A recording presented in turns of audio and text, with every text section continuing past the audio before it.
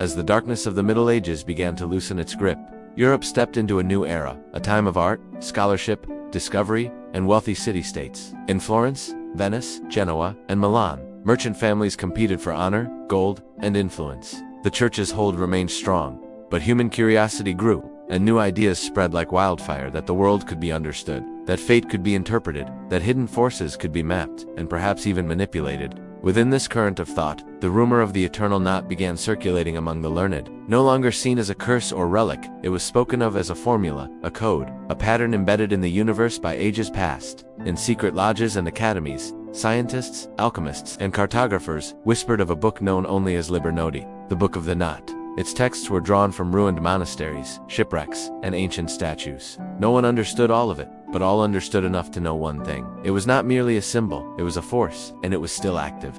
For in this age, women with mysterious powers moved through Europe's great cities, women who could bend men like thread wrapped around a finger. Some were courtesans, others ladies of court, spies, or artists. Society called them seductresses, but in truth they were something far more dangerous. The heirs of the sirens, the age of witches, had passed. Now it was beauty itself that held the most power. With knowledge, melancholy charm, music, wine, and intellect, these women could make men forget everything: family, honor, wealth, even their own minds. Some of them knew exactly what they were doing. Others were merely vessels for a force buried deep beneath the surface. In their presence, the influence of the knot was at its strongest.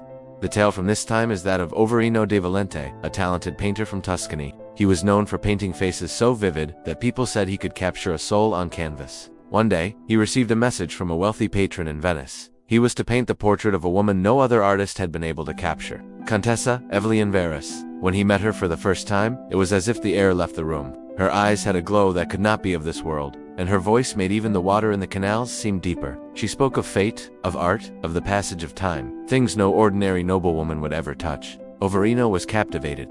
He painted her day after day, but her face changed each time, never the same from one day to the next, as if she were a current, not a person. The secret was simple. She bore the knot, not physically, but in her blood. It had passed down through generations.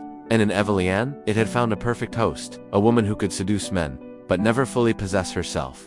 Every man who fell for her became a thread in the knot's pattern, lost to madness, duels, debt, shame, or obsession. Overino was no exception. By the time he realized what she was, it was too late. He had already begun to see shadows in the corners of his eyes, to hear music with no source, and he dreamed of a dark thread winding itself around his heart. He tried to escape, but Venice is a labyrinth, and fate always finds its way. He was found dead one morning in his studio, sitting before the finished portrait of Contessa Evelyn. The painting showed her as he had never seen her, more like an ancient being than a woman, with a small, tight knot of light and shadow at her chest. Evelyn disappeared that night. No one ever saw her again.